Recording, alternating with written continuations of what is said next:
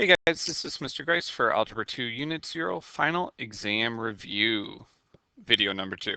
So we've already discussed the whole front page. If you need to go back and watch it, watch video number 1. So on this side, we're doing a lot of solving. Now, I know we're doing solving because one, the directions say solve, and now we're dealing with some equal signs, where before we didn't have to do any of that. So when we're solving, remember that we need to distribute if needed, combine like terms, get your variable to one side of the equation, and then we use SADMAP. So for number 11, we don't have any distributing or anything, but we do have some combining.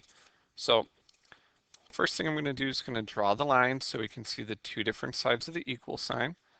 Now on the left side, I just have to add those up. I'm going to put the negative 4w up front, and 10 plus 6 is 16. Now on the right side, I have to combine the negative 6 and the negative 3, which gives us negative 9w minus 4. Okay, so I have variables on both sides.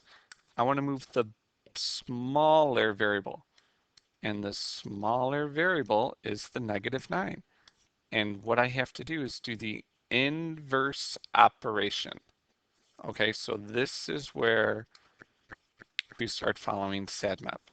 Okay, so negative 4 plus 9 is going to be 5w.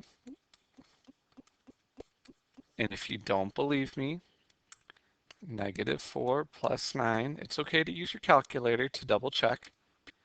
Okay, and now I want to get the w by itself, so I have to subtract the 16 to both sides. Negative 4 minus 16 is a negative 20. And then the last thing, I need to divide both sides by 5. When I do that, I get w equals negative 4. And that's my final answer.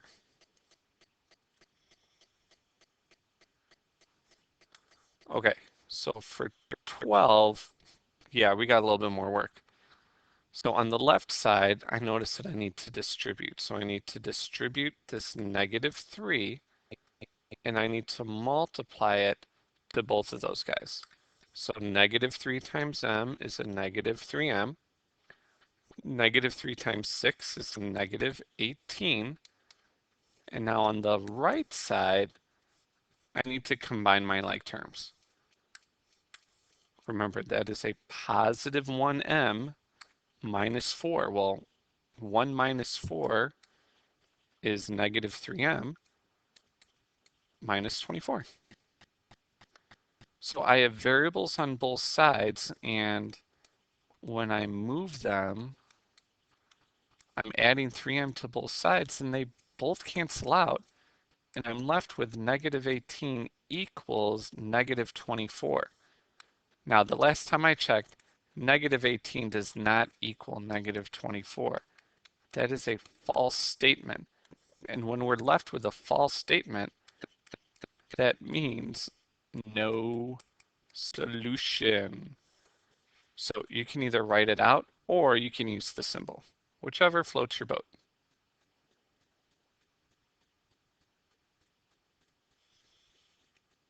All right, number 13. So with number 13, I have a lot of distributing, but this time it's all on the right side. So I can just bring that negative 36 down, and the first thing I'm going to distribute is this 1/2.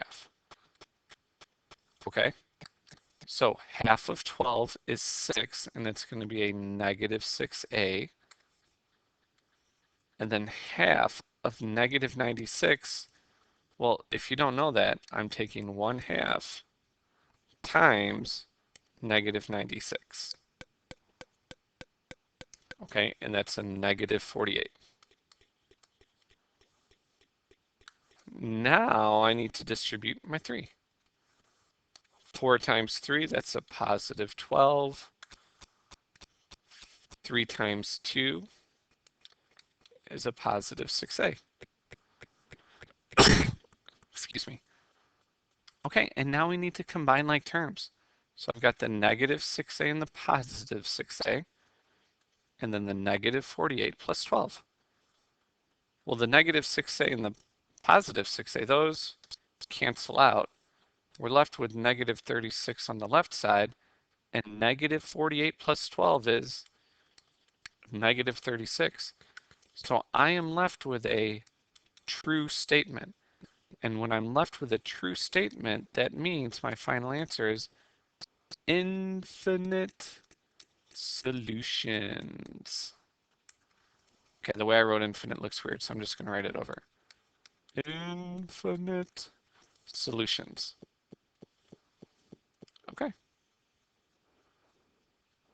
Number 14, inequalities.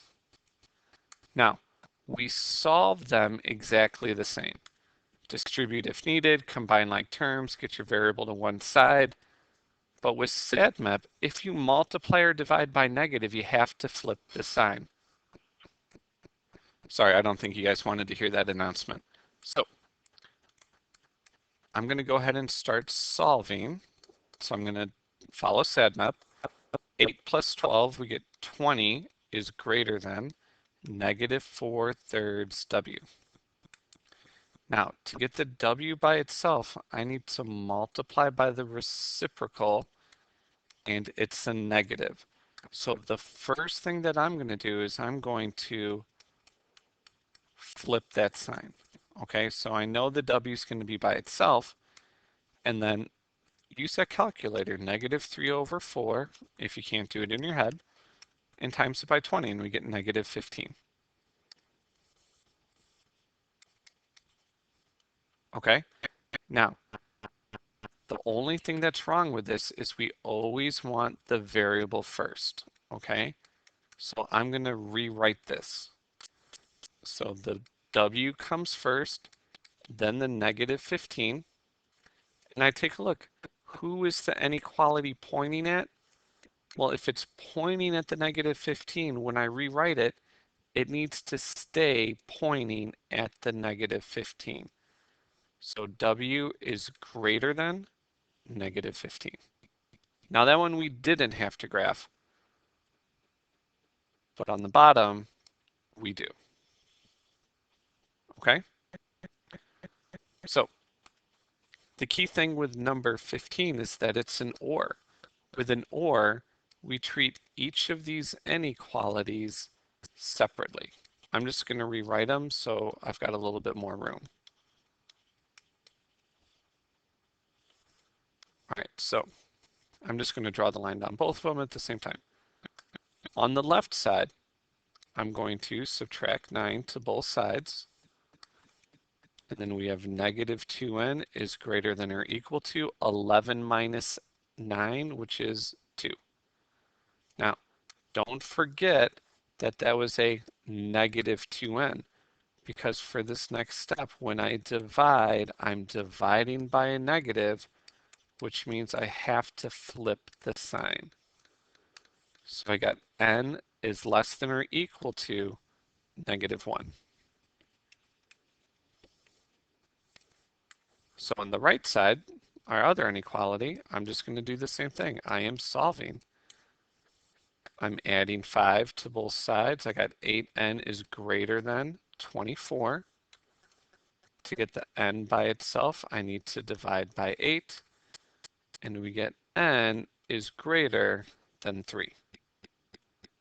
Okay, so this guy right here is what we're going to use to graph. That's our answer. N is less than or equal to negative 1, or n is greater than 3, because it didn't ask for set or interval notation. And then down here, we need to graph. Okay, so we get to pick the numbers. I need to know where the 0 is. So I've got 1, 2, 3, and 4, negative 1, negative 2, negative 3. We don't really need to go that far. Okay, but n is less than or equal to negative 1. I am closed at negative 1, and I'm less than, so I shade to the left. And then at 3, I am open, and I shade to the right. Remember, with the or there's going to be a break unless it's a special case, which we really didn't talk about. Okay?